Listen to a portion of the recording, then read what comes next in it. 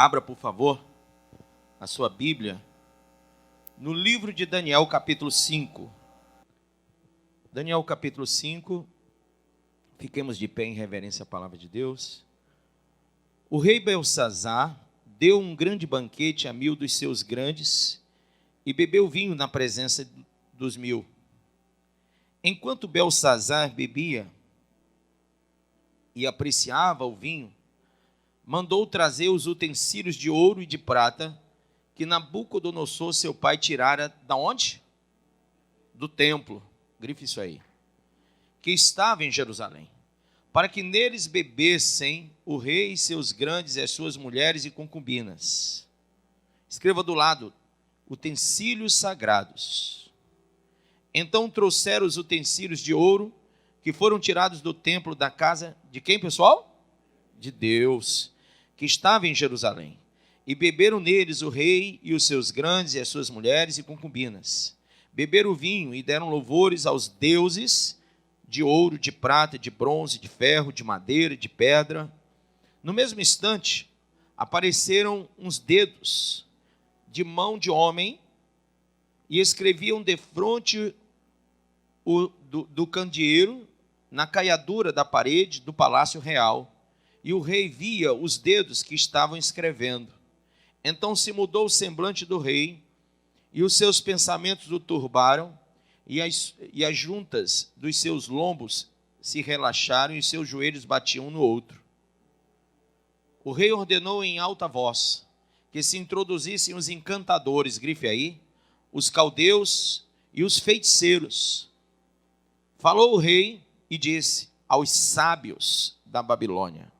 Olha, ele chamou encantadores, os caldeus, os feiticeiros e os sábios. Qualquer que lê esta escritura e me declarar a sua interpretação, será vestido de púrpura, trará uma cadeia de ouro ao pescoço e será o terceiro no meu reino. Então entraram todos os sábios do rei, mas não puderam ler a escritura. Irmãos, não puderam nem ler, quanto mais interpretar. Amém? Quantos aqui têm problema de ler a Bíblia? Se você não consegue ler, quanto mais entender. Então, preste bem atenção nessa palavra.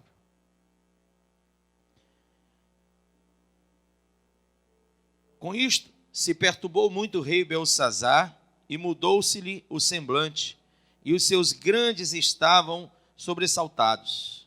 A rainha mãe, por causa do que havia acontecido ao rei e aos seus grandes, entrou na casa do banquete e disse: ó rei, vive eternamente. Não te turbe os teus pensamentos, nem se mude o teu semblante. Há no teu reino um homem que tem o espírito dos deuses santos. Nos dias de teu pai se achou nele, grife aí, luz e o quê? Inteligência. E o que mais? Sabedoria, como a sabedoria dos deuses. Teu pai, o rei Nabucodonosor, sim, teu pai, ó rei, o constituiu chefe dos magos, dos encantadores, dos caldeus e dos feiticeiros, porquanto espírito excelente, conhecimento e inteligência, interpretação de sonhos, declaração de enigmas e solução de casos difíceis se acharam neste Daniel, a quem o rei pusera o nome de Beltesazar. Chame-se, pois, a Daniel, e ele dará a interpretação. Então Daniel foi introduzido à presença do rei. Falou o rei e disse a Daniel: és tu aquele Daniel dos cativos de Judá, que o rei meu pai trouxe de Judá? Tenho ouvido dizer a teu respeito que o Espírito dos deuses está em ti, e que em ti se acham luz, inteligência e excelente sabedoria. Acabam de ser introduzidos à minha presença os sábios encantadores para lerem essa escritura e me fazerem saber a sua interpretação, mas não puderam dar a interpretação dessas palavras. Eu, porém, tenho ouvido dizer de ti que podes dar interpretações e solucionar casos difíceis. Agora, se puderes ler esta escritura e fazer-me saber a sua interpretação, será vestido de púrpura, terás cadeia de ouro ao pescoço e serás o terceiro no meu reino. Então respondeu Daniel e disse na presença do rei: os teus presentes fiquem contigo, e dá os teus prêmios a outrem. Todavia, lerei ao rei a escritura e lhe farei saber o quê? A interpretação. Quem está lendo comigo a escritura? E a interpretação, ela vem do Espírito de Deus. Amém? Diga assim, só entende a palavra de Deus quem tem o Espírito de Deus. Amém? Eu queria fazer esse parênteses. Aí você diz, mas como, pastor? Como é que funciona isso? Como é que é a mecânica disso? É que, irmão, se você não tem o Espírito Santo, são apenas palavras, as quais você não consegue entender para si. Talvez até você entenda para o outro, mas para você não. Talvez até você consiga olhar para o outro, mas nunca para você mesmo. E essas palavras são espirituais. Elas falam de salvação, de restauração, de transladamento de trevas para a luz. Elas falam de coisas que são soberanas na nossa vida. Amém? Então continue comigo. Ó rei, Deus o Altíssimo deu a Nabucodonosor teu pai o reino e grandeza, glória e majestade. Por causa da grandeza que lhe deu, povos, nações e homens de todas as línguas tremiam e temiam diante dele. Matava a quem queria e a quem queria deixava com vida. A quem queria exaltava e a quem queria abatia. Quando, porém, o seu coração se elevou e o seu espírito se tornou soberbo e arrogante, foi derribado do seu trono real e passou dele a sua glória. Foi expulso dentre os filhos dos homens, e o seu coração foi feito semelhante aos dos animais, e a sua morada foi com os jumentos monteses.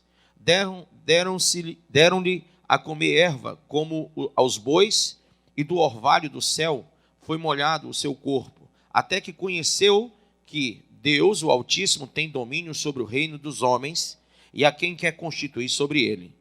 Tu, Belsazar, que és seu filho, não humilhaste o teu coração, ainda que sabias tudo isto, e te levantaste contra o Senhor do céu, pois foram trazidos os utensílios da casa dele perante ti, e tu e os teus grandes e as tuas mulheres e as tuas concubinas bebeste vinho neles. Até disso destes louvores aos deuses de prata, de ouro, de bronze, de ferro, de madeira e de pedra, que não veem, que não ouvem, nem sabem. Mas a Deus, em cuja mão está a tua vida, quem crê?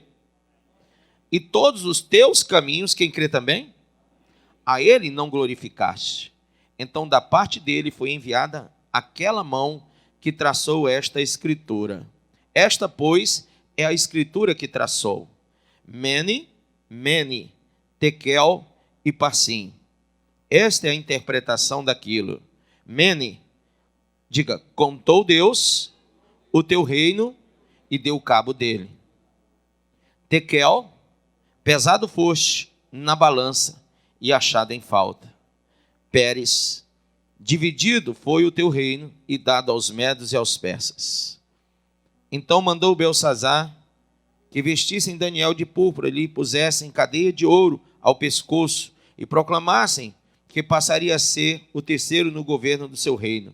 Naquela mesma noite foi morto Belsazar, rei dos caldeus, e Dario Medo, com cerca de 62 anos, se apoderou do reino. Amém? Põe a mão sobre a Bíblia e diga: Pai, as coisas que o olho não viu e ouvido nenhum ouviu, são coisas que o Senhor nos revela pelo teu Espírito. Então eu creio nisso e recebo. Diga amém. Pode sentar. Queridos, aquela foi uma noite de paixões, de zombarias, de arrogâncias, de ousadias. Aquela foi uma noite cercada de muita carnalidade, de muita concupiscência. Assim como a noite de muitas pessoas, assim como a vida de muitas pessoas. No entanto, Belsazar, ele sabia de tudo o que havia acontecido com seu pai Nabucodonosor e de como Deus tratara com seu pai. e de como seu pai tratara com Daniel, com Sadraque, com Mesaque e com Abdinego. E mesmo assim, não se deu por avisado.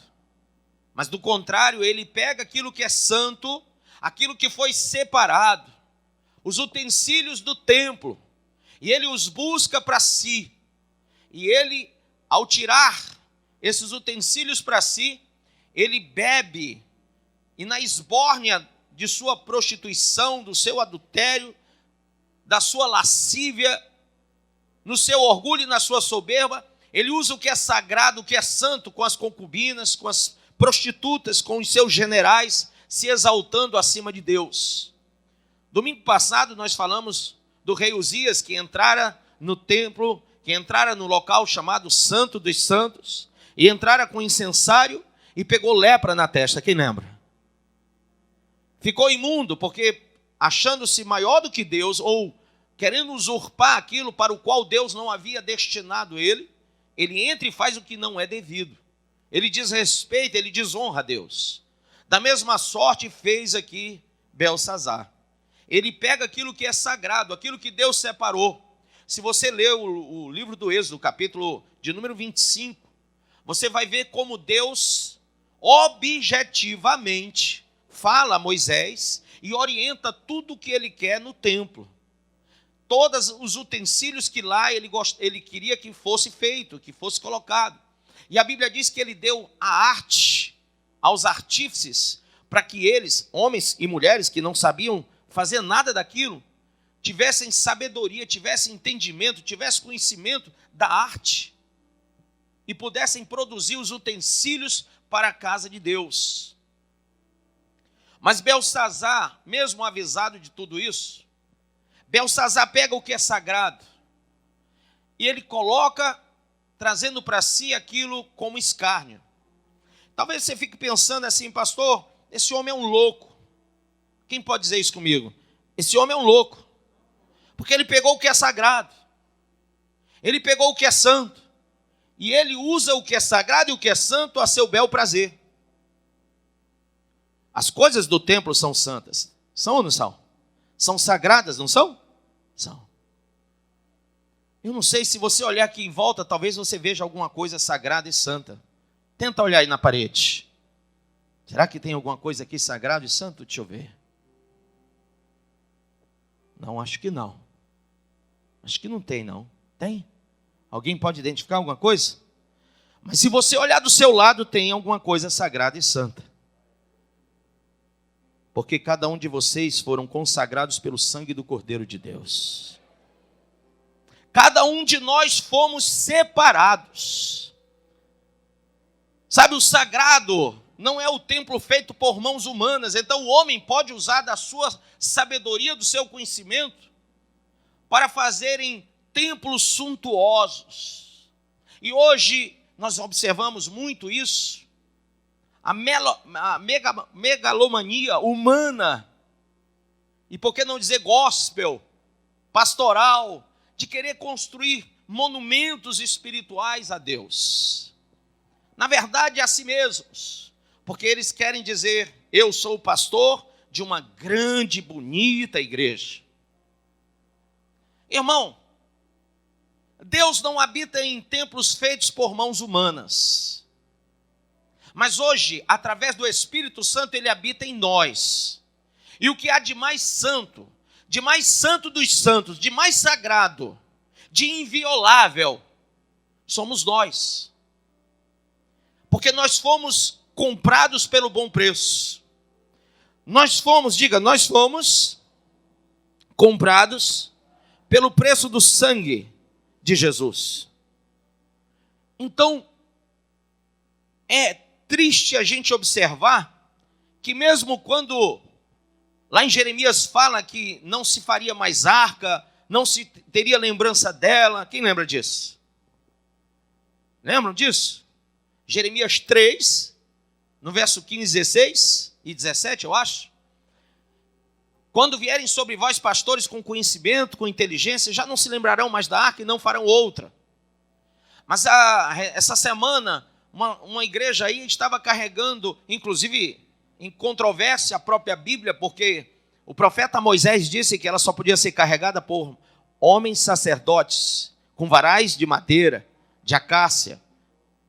Lembram disso? Eu também ensinei aqui a vocês esses domingos aí. Mas, além de se fazerem um templo, que não é o templo de Deus, mas ao chamá-lo assim, as pessoas aceitam como templo, e há um ato substitutivo, porque quando Jesus morreu na cruz, aquele sacrifício vicário, ele trouxe para nós uma substituição de templos.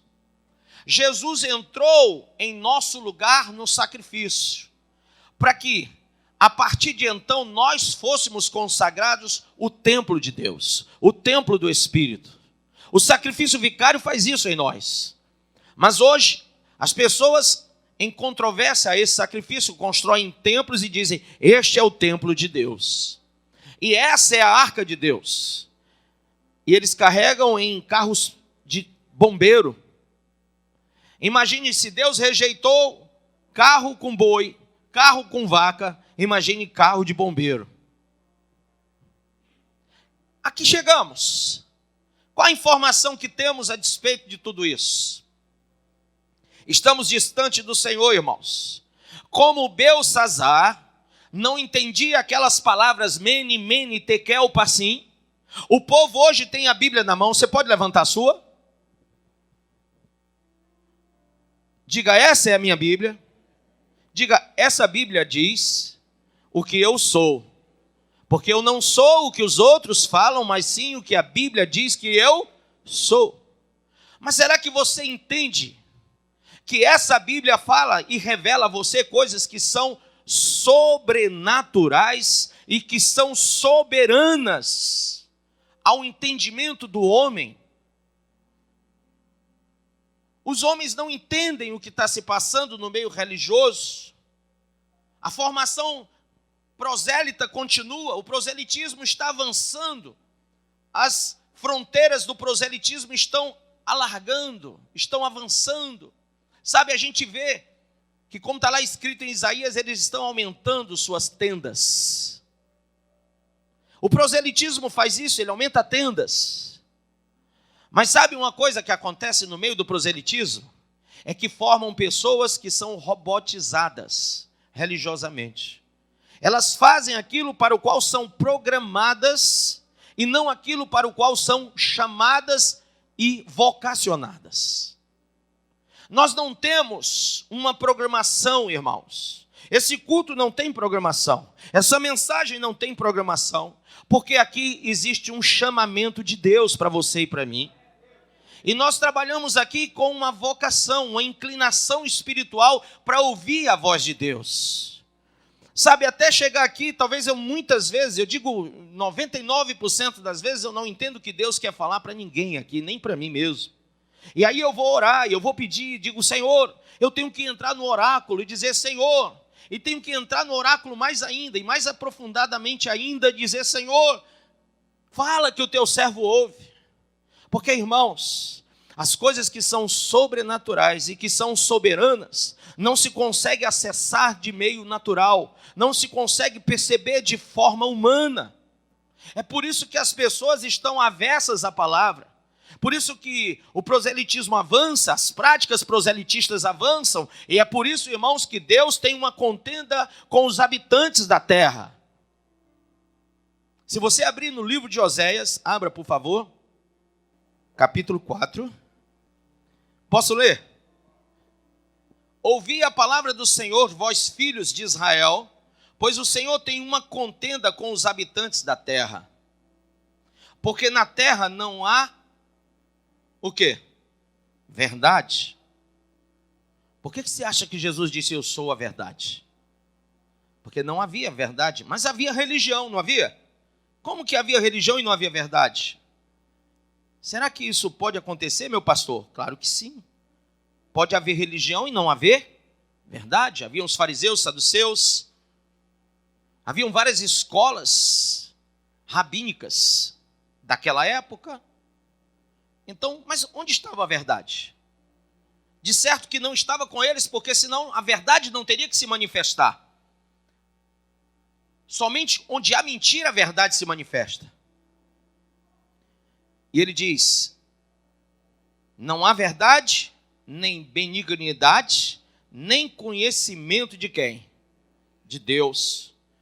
Só prevalece o perjurar, o mentir, o matar, o furtar, o adulterar. Há violências e homicídios sobre homicídios. Por isso a terra se lamenta e todo o que nela mora desfalece, juntamente com os animais do campo e com as aves do céu, e até os peixes do mar perecem. Todavia ninguém contenda, ninguém repreenda, pois é contigo a minha contenda, ó sacerdote. Por isso tu tropeçarás de dia, e o profeta contigo tropeçará de noite, e destruirei a tua mãe. O meu povo está sendo destruído, porque lhe falta o que, pessoal? O conhecimento. O que você acha que estava faltando para Belsazar? Ele não conseguia ler, ele não conseguia interpretar, porque não havia condições humanas para isso. Não havia uma orientação espiritual na vida de Belsazar. Então ele não tinha como ler e não tinha como interpretar. E a Bíblia diz: porquanto rejeitastes o conhecimento, também eu te rejeitarei, para que não sejas sacerdote diante de mim. Quem quer ser sacerdote e reino santo? Se você rejeitar o conhecimento, Deus vai rejeitar você e você não vai ser sacerdote. Pastor, mas tem muitos que são sacerdotes? Não, tem muitos que se dizem sacerdotes, mas não de Deus. E por isso que no dia em que as pessoas forem ser julgadas por Deus, haverão muitos que dirão: Senhor, eu falei em teu nome, eu expulsei demônio, eu curei enfermo em teu nome.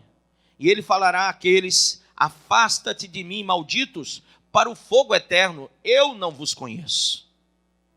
Então aquele que não quis conhecer o Senhor, também não será conhecido por ele naquele dia.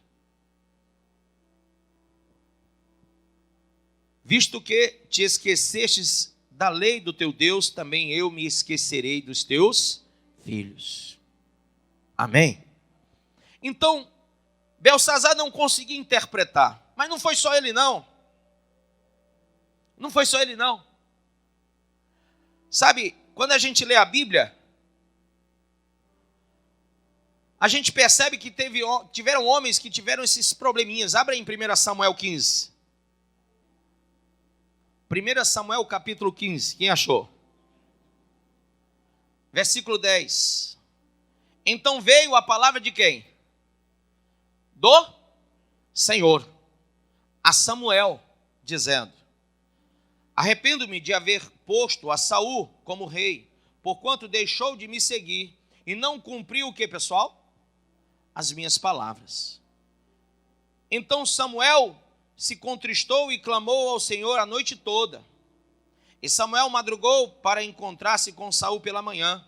E foi dito a Samuel: já chegou Saul ao Carmelo, e eis que levantou para si numa coluna, e voltando passou e desceu a Gilgal.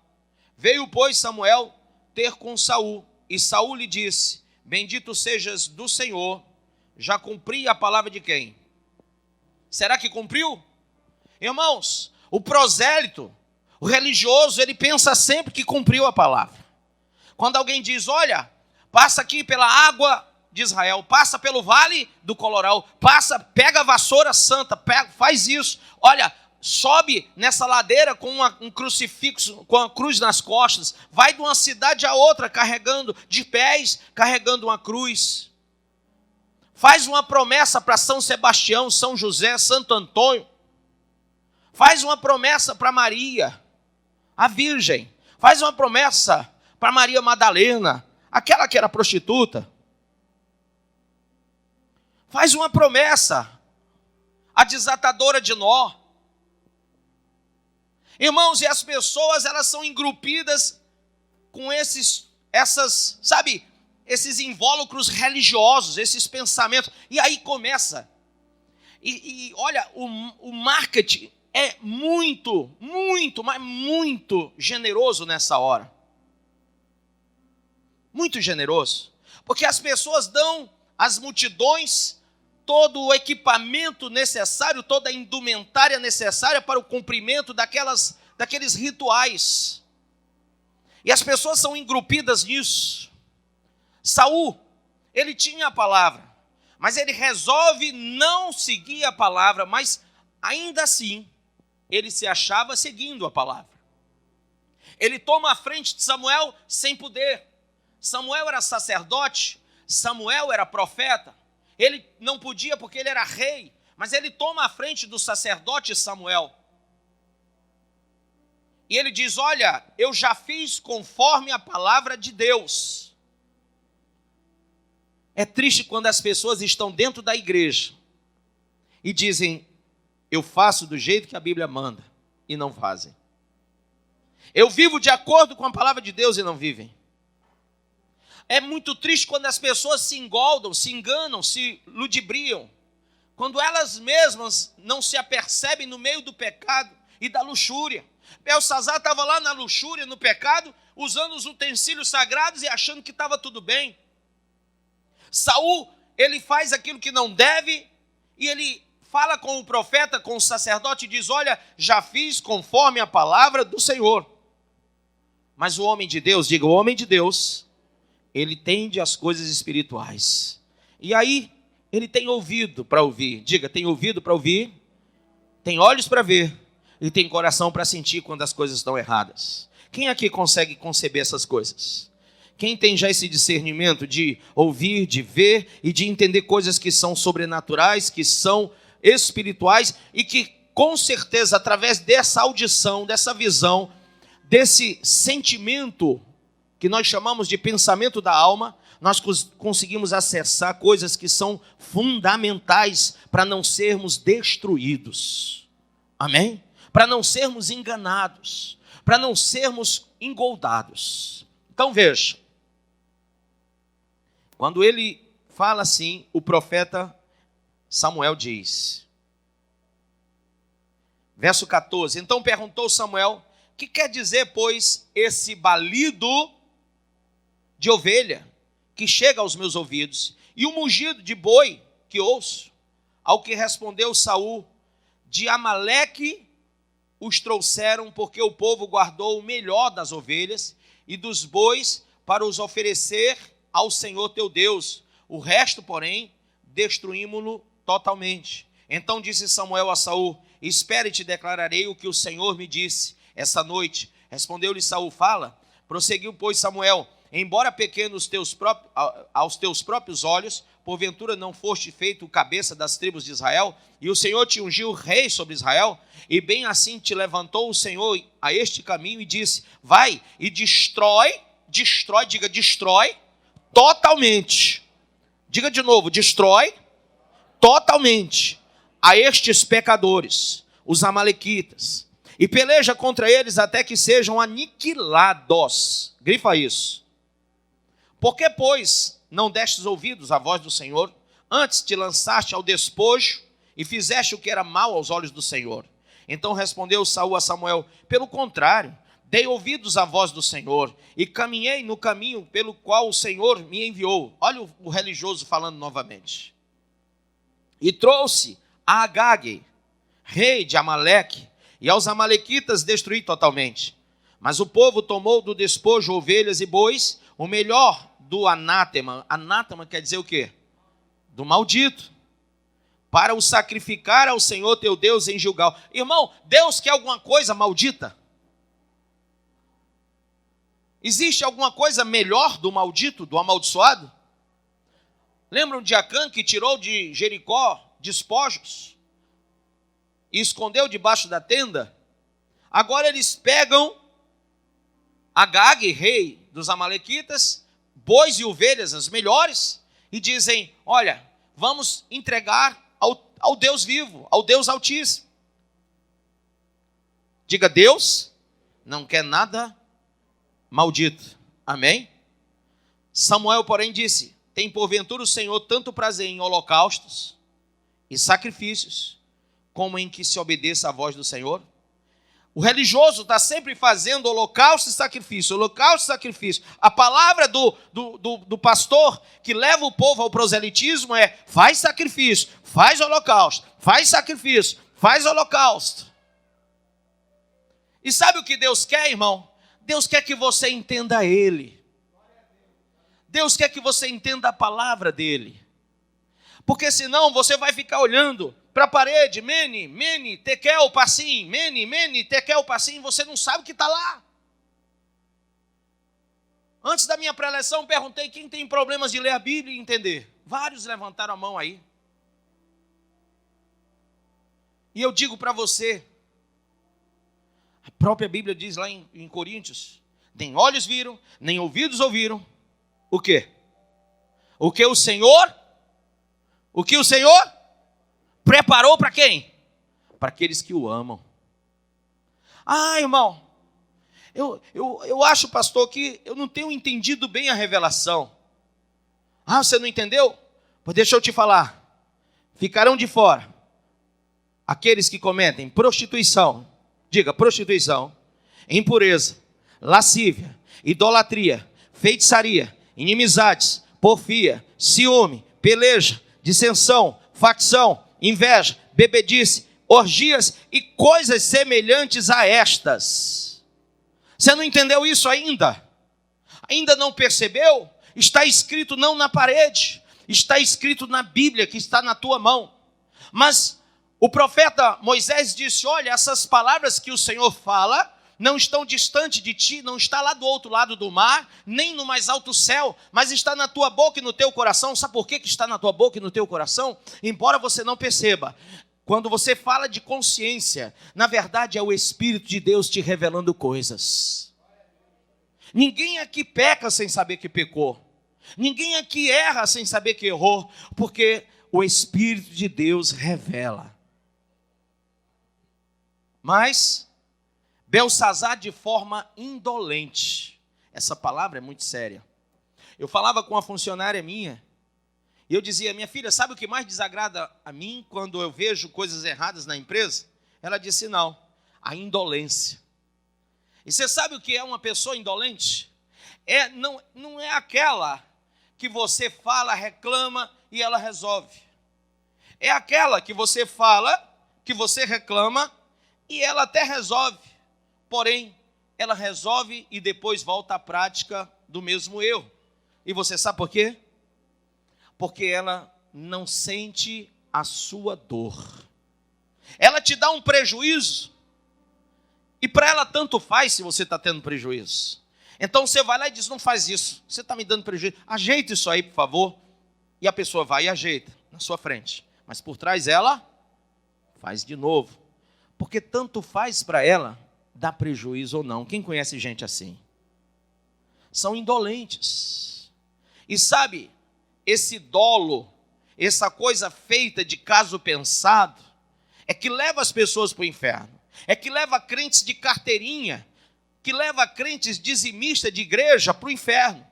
É que leva pastores, apóstolos, bispos e missionários para o inferno. É que leva padres e papas para o inferno. O meio clérigo está indo para o inferno, irmão. O meio de homens que deveriam fazer parte de um santo presbitério está indo para o inferno. Esse apostolado corrompido do século 21 está caminhando para o inferno. E por que, meu pastor, que está todo mundo caminhando para o inferno? Porque eles buscam a porta larga, o caminho espaçoso. Eles trazem para si, eles avocam para si os direitos das pessoas e são injustos. Aglutinam em torno de si os louvores e as adorações. Mas a Bíblia diz que toda a honra e toda a glória é do Senhor, que fez o céu e a terra. Sabe quando Moisés subiu o monte? Abra aí no livro do Êxodo, capítulo de número 31, 32, 33 e 34. Eu vou contar a história, você vai ficar com o texto. Mas quando ele lá subiu, ele falou com Deus.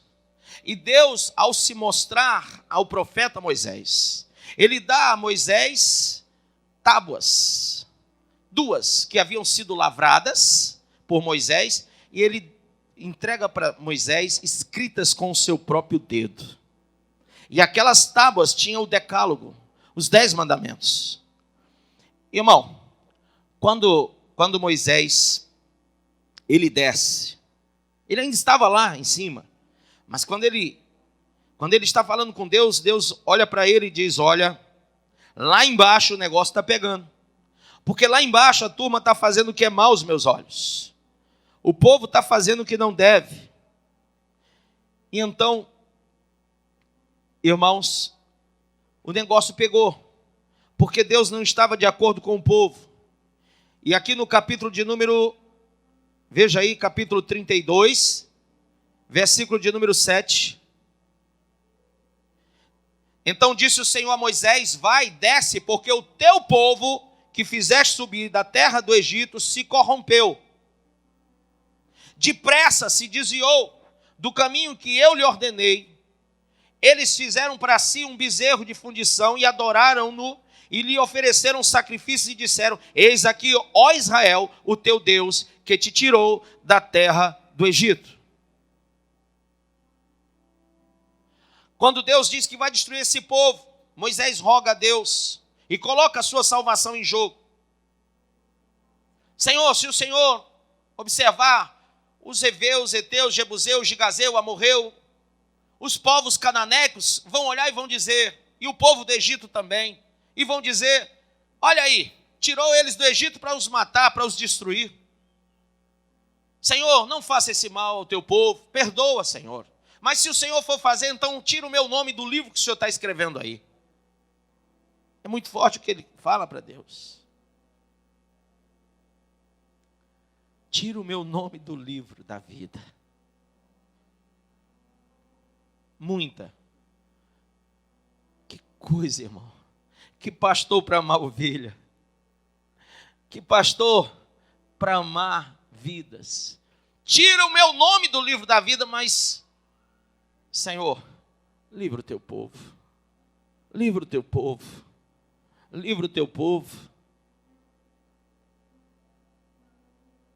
E a Bíblia diz que Moisés desceu do monte. E quando ele desce do monte, ele se depara com seu irmão. E o seu irmão responde para ele quando ele diz: o que fizeste, Arão? Por que fizeste isso ao povo? Por que você concordou com isso, cara? Por que você fez isso? Deus acabou de escrever com o dedo dele coisas que são preciosas para o povo. Eu venho em nome do Senhor trazer as palavras de Deus. Daniel também estava lá na frente de Beltsazar trazendo a palavra. Samuel estava trazendo a palavra a Saul. Mas quem deu ouvidos à nossa pregação? Isaías de número 53. Quem deu ouvidos à nossa palavra?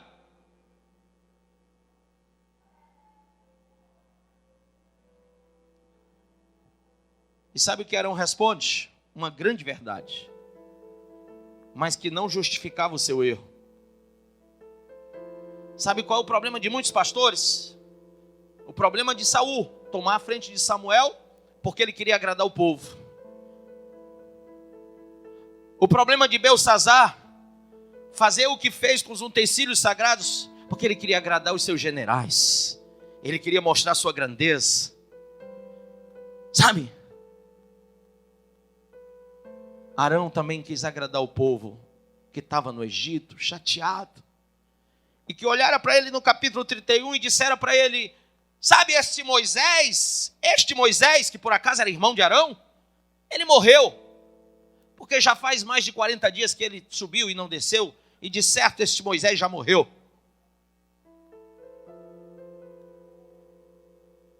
Enquanto eles chacotavam o pastor Moisés, enquanto eles faziam descaso e escárnio do pastor deles, enquanto eles repudiavam o seu pastor estava lá no mais alto monte, orando a Deus, falando com Deus e dizendo: Senhor, não destrói eles, não faz isso com eles, Senhor, por amor ao teu nome, porque falaram mal de ti também, Senhor, não faz isso com eles, e se o Senhor for fazer, apaga o meu nome do livro da vida.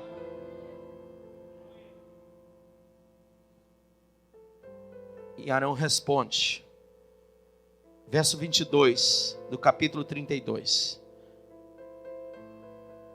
Ao que respondeu Arão: não se acenda a ira do meu senhor. Tu conheces o povo como ele é inclinado ao mal.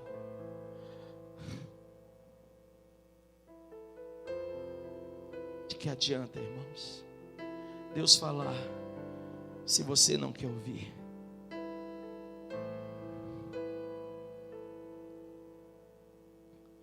De que adianta o pastor sacrificar e colocar a própria alma em jogo e deixar de viver os melhores momentos da sua vida com a sua família, quando a igreja só ouve, mas não entende? Não se dá por apercebida de que o tempo acabou, de que o arrebatamento é chegado, de que é iminente o julgamento de Cristo.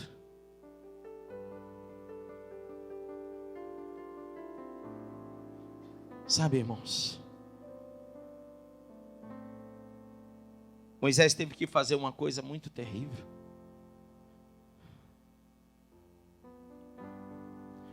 Versículo 25 do 32. Quando, pois, Moisés viu que o povo estava desenfreado, porque Arão o havia desenfreado para escárnio entre os seus inimigos, pôs-se em pé à entrada do arraial e disse: quem está ao lado do Senhor, vem a mim. Quem está com o Senhor, vem a mim. Parece Jesus falando: vinde a mim.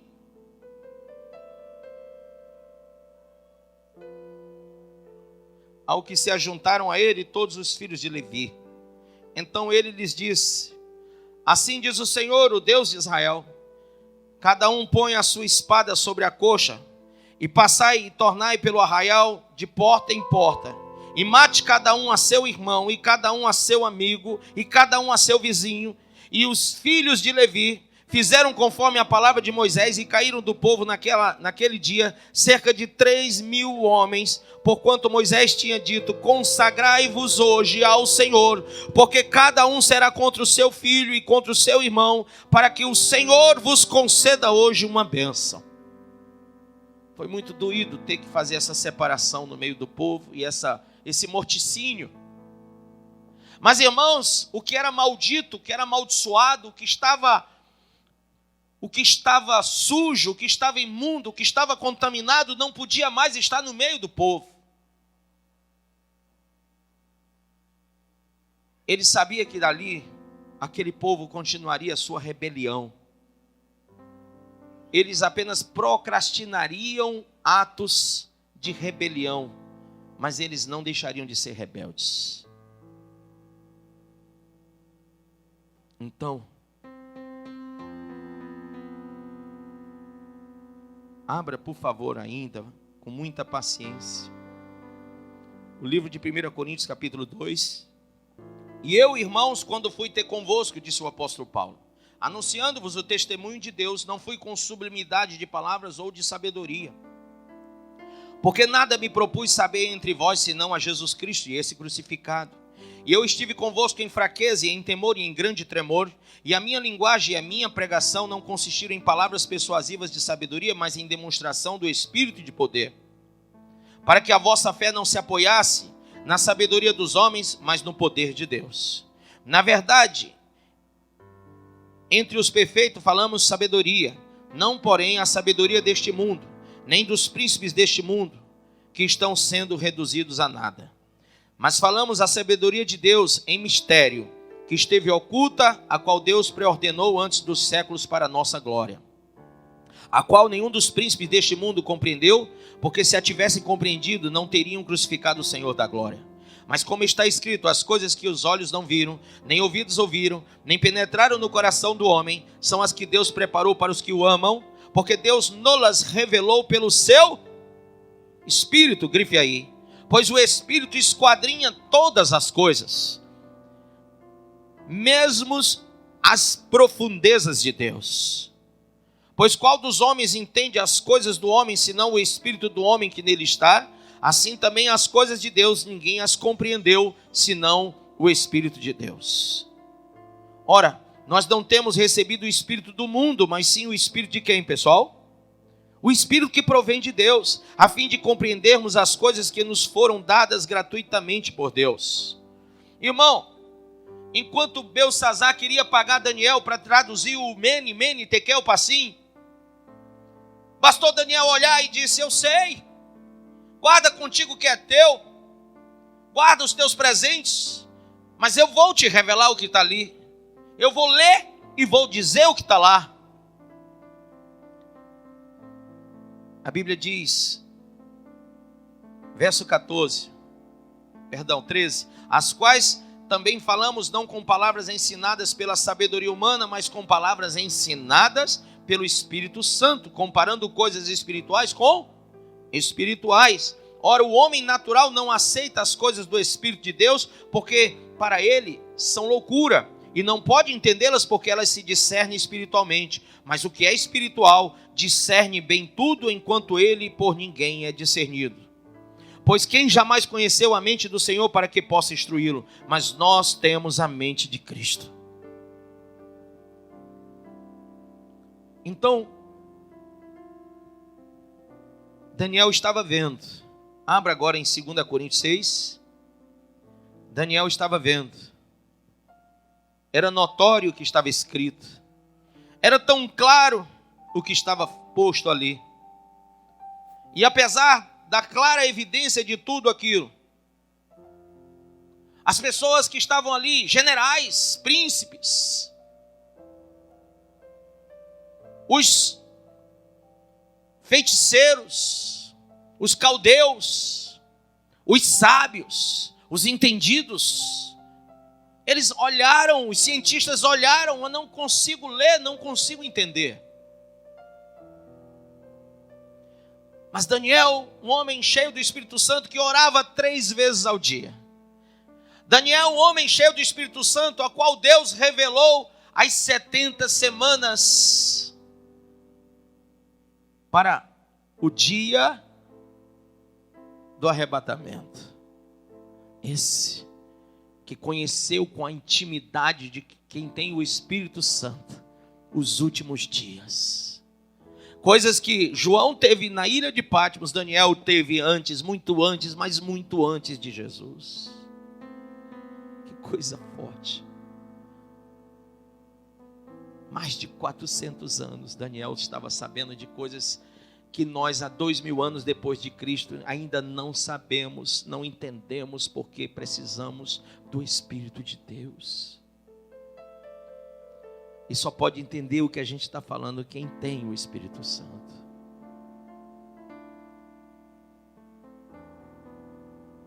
Olha o que diz. 2 Coríntios 6, versículo 1. E nós, cooperando com ele também, vos exortamos a que não recebais a graça de Deus em vão. Porque diz: no tempo aceitável te escutei, no dia da salvação te socorri. Eis aqui agora o tempo aceitável, eis aqui agora o dia da salvação. Não dando nós nenhum motivo de escândalo em coisa alguma, para que o nosso ministério não seja censurado. Antes, em tudo, recomendando-nos como ministros de Deus, em muita perseverança, em aflições, em necessidades, em angústias, em açoites, em prisões, em tumultos, em trabalhos, em vigílias, em jejuns, na pureza, na ciência, na longanimidade, na bondade, no Espírito Santo, no amor não fingido. Irmão, eu queria ler isso aqui pelo menos umas 1000 vezes para ver se os crentes entendem que servir a Deus não é forma de lucro. Na palavra da verdade, no poder de Deus, pelas armas da justiça à direita e à esquerda, por honra e por desonra, por má fama e por boa fama, como enganadores, porém verdadeiros, como desconhecidos, porém bem conhecidos, como quem morre e eis que vivemos, como castigados, porém não mortos, como entristecidos, mas sempre nos alegrando, como pobres, mas enriquecendo a muitos, como nada tendo, mas possuindo tudo. Ó Coríntios, a nossa boca está aberta para vós, o vosso coração está dilatado. Não estáis estreitados em nós, mas estáis estreitados nos vossos próprios afetos. Ora, em recompensa disso, falo como a filhos, dilatai-vos também vós, Não vos prendais a um jugo desigual com os incrédulos, pois que sociedade tem a justiça com a injustiça, ou que comunhão tem a luz com as trevas, ou que harmonia entre Cristo e Belial, ou que parte tem o crente com o incrédulo, ou que consenso tem o santuário de Deus com ídolos? Pois nós somos santuário de Deus vivo, como Deus disse: neles habitarei e entre eles andarei, e eu serei o seu Deus e eles serão meu povo. Pelo que saí do meio deles, separai-vos, diz o Senhor, não toqueis coisa imunda, e eu vos receberei, e eu serei para vós pai, vós sereis para mim filhos e filhas, diz o Senhor Todo-Poderoso. Irmão, ele manda separar do mal, separar do mundo, receber o Espírito de Deus e não do mundo, porque com o Espírito de Deus você consegue entender o que está na parede do teu coração. Eu não sei se você consegue acessar essas coisas, mas tudo que a gente fala, tudo que a gente diz aqui, é apenas o prelúdio daquilo que vai acontecer no dia do juízo.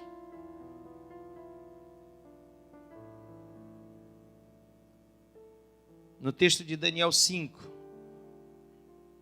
ele leu e disse: você está com a sua Bíblia? Ele disse: Mene, diga Mene. Contou Deus o teu reino e deu cabo dele. Olha para o seu irmão e diga: você sabia que Deus está contando o teu reino? Você sabe que os teus dias aqui na terra podem se acabar a qualquer momento? E Deus sabe a contagem? Para que tanta soberba? Para que tanto orgulho? Por que tanta rebelião? Por que tanta rebeldia? Por que tanta insensatez? Por que tanta indolência? Será que você não consegue sentir a dor da cruz? Jesus, no Getsemane, orava ao Pai e ele derramava suor e sangue. E quando ele verteu o seu sangue na cruz, ele gritava e urrava de dores tremendas. Sabe, irmão? As pessoas dizem que são cristãs, mas elas são indolentes. São inconsequentes, são absurdamente cegas, surdas e mudas, porque elas não conseguem declarar o Evangelho, não conseguem ouvir o Evangelho, não conseguem enxergar o Evangelho. Mene, Deus está contando os teus dias. Deus está contando os teus dias.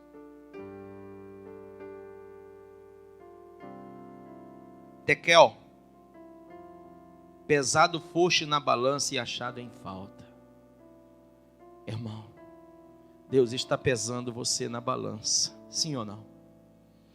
Todos nós estamos nos encaminhando para a sepultura, se Jesus não arrebatar a igreja. Basta que você leia Eclesiastes capítulo 9, 10. Você vai ouvir falar dessa sepultura, o Seol. O Seol, nome bonito, mas é tão feio, né? Cada um aqui está indo para o Seol. Tiago capítulo 4 diz: o que é a vossa vida? É um vapor que aparece e desaparece. Cada um de vocês está caminhando para o Seol, para a sepultura. Um dia você vai lá deixar alguém, outro dia você é deixado por alguém. Mas ninguém escapa disso. Ninguém. Então não chore muito por quem já foi. Não tem mais jeito. Mas chore por você que aqui está. Porque para lá, aqueles que vão, segundo o livro de Eclesiastes capítulo 9, se eu não me engano, versículo 10 diz: lá não há trabalho, lá não há projeto, lá não há mais nada. O que tu tem de fazer, faze-o agora. Se você diz que é cristão, onde está a tua dor? Onde está a dor de quem sente a cruz? Você está sendo pesado. Infelizmente, irmão, achado em falta. Quem entende que é pecador, levanta a mão. As tuas faltas estão pesando na balança de Deus. Mene, mene, tekel, parsim.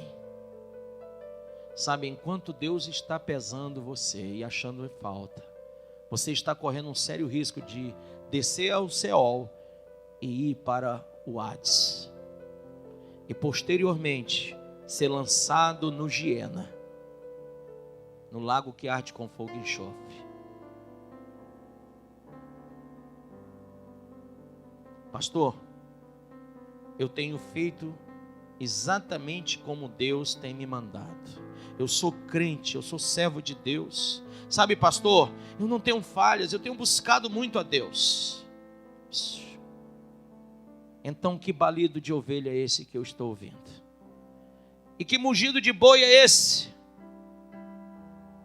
Quando Deus mandou você destruir tudo que tinha no teu coração de pecado. Quando Deus mandou você aniquilar com o mal. Quando Ele te chamou para a glória. Ele deu uma ordem, que você se despojasse da velha criatura, com todas as suas obras. Mas eu consigo ouvir balido de ovelha e mugido de boi, e Agag está vivo entre vós. Porque ainda há pecado no meio da congregação, como Deus viu lá do Sinai, o povo embaixo, em adultério espiritual. Hoje, irmão, o Senhor continua vendo o adultério espiritual da igreja. Não se trata mais de Israel, não se trata mais do judeu, não se trata mais da lei, do sacerdócio de Arão, mas agora no sacerdócio de Melquisedeque em Cristo. Deveríamos ser nós novas criaturas, as coisas velhas deveriam ter passado, já não deveria ter mais nada de anátema, de maldito entre nós, nem no nosso coração, nem na nossa mente, nos nossos atos. Não deveríamos ter volições, desejos, paixões, concupiscências. Não deveríamos mais amar o mal, mas sim aborrecer o mal. E o Senhor, Ele tem ouvido o balido e o mugido, e Ele tem visto as obras infrutuosas das trevas na tua casa, no recôndito do teu lar, e muitas vezes em motéis, onde crentes vão escondidos, mas Deus está vendo tudo. Deus está vendo tudo. Deus está vendo todas as obras. Sabe, Deus está vendo o que você faz no carro, Deus está vendo o que você faz dentro de casa, o que você fala, o que você pensa, quando você vê a TV, o que você marca, como você tem feito, se escondido do pai, da mãe, do pastor, mas nunca dos olhos de Deus. Curve a sua cabeça, mas abra o seu coração. Oh Deus. Você acabou de ouvir essa poderosa ministração da palavra de Deus. Eu creio que sua vida foi abençoada. Eu quero que você ore comigo, profetizando sobre a sua vida a salvação que vem de Cristo Jesus. Ore conosco. Deus Pai, em nome de Jesus, nós te agradecemos por esta palavra. E que o Senhor possa abençoar a vida de cada um que nos viu, que nos ouviu nesse dia. Deus Pai, em nome de Jesus, que esta pessoa esteja agora entregando a sua vida, recebendo a salvação que vem do Senhor. Pois assim, Pai, nós profetizamos salvação, cura, libertação, em nome do Pai, do Filho e do Espírito Santo de Deus. Amém.